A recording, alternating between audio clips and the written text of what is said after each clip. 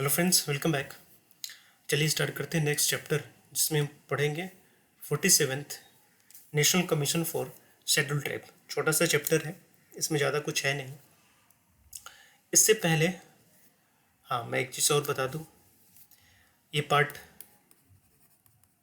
7 जिसमें constitutional bodies हैं, उसके बारे में हम पढ़ रहे हैं। इसमें जो चैप्टर कवर हुए हैं, election commission of India, यूपीएससीज, state पीएससीज, joint state पीएससीज, finance commission, और इससे पहले national commission for schedule caste. तो शेड्यूल कास्ट वाला नेशनल कमीशन जो था, ये एससी हुआ, ओबीसी हुआ, या फिर एंग्लो इंडियन हुआ, उनका सबका देखरेख करता है। अभी हम देखने वाले हैं शेड्यूल ट्राइब के बारे में। ठीक है, तो शेड्यूल ट्राइब ये आता है किस में? ये आता है आर्टिकल 338 में। हमें ये पता है ना कि हमने पिछले वाले चैप्टर में पढ़ा था कि इसको 2003 में इसको बाइफोर्केट किया जाता था। पहले हुआ करता था कमिश्नर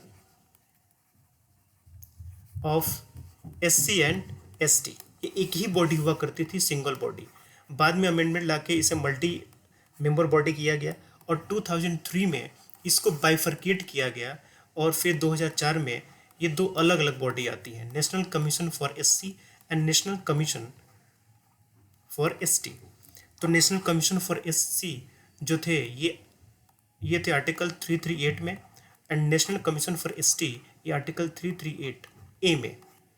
ठीक है, नेशनल कमीशन ऑफ एससी के साथ साथ ओबीसी और एंग्लो इंडियंस जो थे, इनके मैटर को भी देखता है। तो ये हम नेशनल कमीशन ऑफ एसटी पढ़ेंगे, तो 2004 में आया, जो आर्टिकल 338 के अंडर में है। ठीक है, साथ ही साथ ये काम किसके अंडर में करता है? Obviously ministry of tribal affairs के काम में, ये अंडर में ये काम करता है। इसके मेंबर्स की अगर बात करें तो उसी तरीके से है जैसे नेशनल कमीशन ऑफ एससी में हुआ करता था। एक चेयरमैन होंगे, एक वाइस चेयरमैन होंगे और 3 अदर मेंबर्स होंगे, जिनका अपॉइंटमेंट प्रेसिडेंट करेगा। इन सभी लोगों के सर्विस कंडीशंस, टेन्यूर, इनका भी डिसीजन कौन लेगा? प्रेसिडेंट ही लेगा। ध्यान रखिएगा, यहाँ पर पार्लियामेंट नहीं लिखा हुआ है, इस सब चीज़ों को ध्यान में रखिएगा एकदम।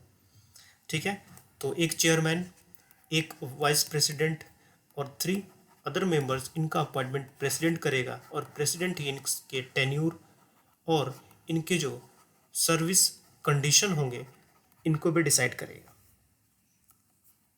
ठीक है, फंक्शंस की बात करें तो उसी तरीके से जैसे हमने शेड्यूल कास्ट वाले में पढ़ा था, बस यहाँ पर है, बस एसटी आ जाएगा, रिप्लेस कर दिए। जहाँ पर शेड्यूल कास्ट, ओबीसी और एंग्लो इंडियन था, उन सबको रिप्लेस कर दिए एसटी से, बस इनका फंक्शन हो गया। तो एसटी के सेफ गार्ड के लिए कोई भी मैटर उनमें इन्वेस्टिगेट करना, उसको मॉनिटर करना, एसटी के राइट्स का अगर हनन हो रहा तो अगर कोई कंप्लेन लेके जाए तो उन पर इंक्वायरी करना, एसटी के प्रोग्रेस के लिए, सोशियो इकोनॉमिक डेवलपमेंट के लिए गवर्नमेंट को एडवाइस करना। ठीक है, साथ ही साथ ये प्रेसिडेंट को एनुअली रिपोर्ट देते हैं। किसको देंगे रिपोर्ट? प्रेसिडेंट। और प्रेसिडेंट क्या करेगा? इनको लोकसभा और राज्यसभा में रखेगा। ठीक है, साथ ही साथ एसटी के डेवलपमेंट के लिए ये गवर्नमेंट को रिकमेंड करेगा, उनके प्रोटेक्शन के लिए, वेलफेयर के लिए, सोशियो इकोनॉमिक मेजर्स के लिए।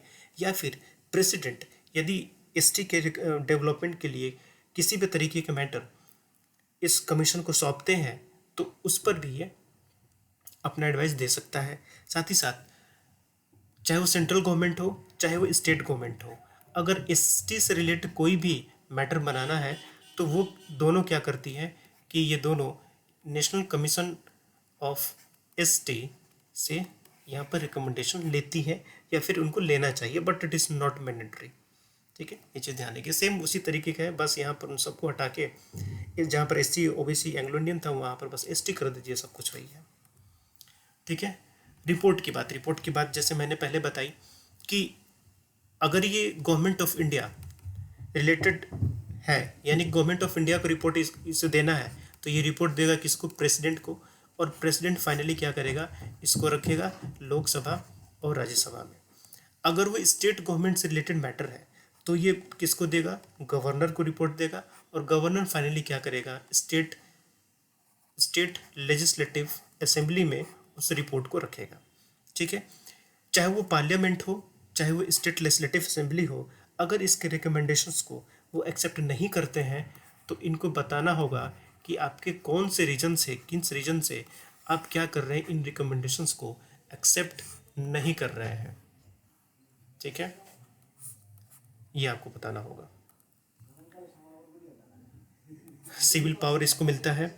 पावर ऑफ द कॉन्स्टिट्यूशन की बात करें तो इसे सिविल कोर्ट के पावर मिलते हैं,